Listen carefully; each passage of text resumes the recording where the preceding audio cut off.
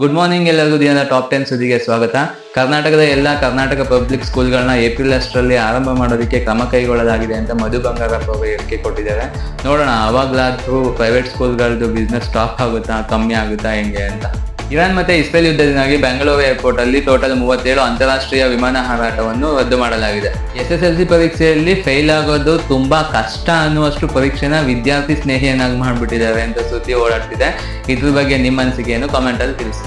ಕೇರಳವನ್ನು ಕೇರಳಂ ಮಾಡಿದ ಹಾಗೆ ಆಂಧ್ರವನ್ನು ತೆಲುಗುನಾಡು ಮಾಡಬೇಕು ಅಂತ ಹೇಳಿ ತೆಲುಗು ವಿದ್ವಾಂಸ ನರಸಿಂಹರಾವ್ ಅವರು ಒತ್ತಾಯಿಸಿದ್ದಾರೆ. ನೋಡೋಣ ಮುಂದೆ ಅದು ಚೇಂಜ್ ಆಗುತ್ತಾ ಏನು ಅಂತ. ಷೇರು ಮಾರುಕಟ್ಟೆಯ ಹೂಡಿಕೆಯಲ್ಲಿ ಇನ್ವೆಸ್ಟರ್ಸ್ ಕೆಲವೇ ನಿಮಿಷಗಳಲ್ಲಿ 8,00,000 ಕೋಟಿಯನ್ನ ಕಳ್ಕೊಂಡಿದ್ದಾರಂತೆ ಇರಾನ್ ಮತ್ತೆ ಇಸ್ರೇಲ್ ಯುದ್ಧದಿಂದಾಗಿ. ಈ ವರ್ಷದ IPL ಆರಂಭಕ್ಕೂ ಮುನ್ನವೇ CSK ಟೀಮು ತನ್ನ ಪ್ರಾಕ್ಟೀಸ್ ನ ಸ್ಟಾರ್ಟ್ ಮಾಡಿದೆ. ನೋಡೋಣ ಈ ವರ್ಷ ಆದ್ರೂ RCB ಮುಂದೆ ಗೆದ್ದು ತೋರಿಸ್ತಾರ ಅಂತ. ಇಂಡಿಯಾ ವಿರುದ್ಧ ಮ್ಯಾಚ್ ಸೋಲೋದಕ್ಕೆ ನಾನೇ ಕಾರಣ ಅಂತ ಹೇಳಿ West Indies team captain Shai Hope ಅವರು ನಾನು ನಿಧಾನವಾಗಿ ಆಡಿದ್ದೇ ಕಾರಣ ಅಂತ ಹೇಳಿ ಹೇಳಿಕೆ ಕೊಟ್ಟಿದ್ದಾರೆ. 2026 ಸೆಮಿಫೈನಲ್ ಕೂಡ ಸೇರಿ ಟೀಮ್ ಇಂಡಿಯಾ ಸೆಮಿಫೈನಲ್ಗೆ ಎಷ್ಟು ಬಾರಿ ಸೆಲೆಕ್ಟ್ ಆಗಿದೆ ಅಂತ ಕಾಮೆಂಟ್ಸ್ ಅಲ್ಲಿ ಪೋಲ್ ಹಾಕಿದ್ದೀನಿ. ನೋಡೋಣ ಎಷ್ಟು ಜನಕ್ಕೆ ಗೊತ್ತಿದೆ ಅಂತ. ಹೋಗಿ ಪೋಲ್ ಕ್ಲಿಕ್ ಮಾಡಿ. ಇಸ್ರೇಲ್ ಮತ್ತೆ ಇರಾನ್ ನಡುವಿನ ಯುದ್ಧ ಇವತ್ತಿಗೂ ಕೂಡ ಕಾಲಿಟ್ಟಿದೆ. ಇರಾನ್ ನಾನೇನ್ ಕಮ್ಮಿ ಇಲ್ಲ ಅಂತ ಹೇಳಿ ತನ್ನಗಳ ಬಳಿ ಇರುವಂತಹ ಅಸ್ತ್ರಗಳನ್ನ ಪ್ರಯೋಗ ಮಾಡಿ ಪ್ರತಿದಾಳಿನ ಆರಂಭಿಸಿದೆ.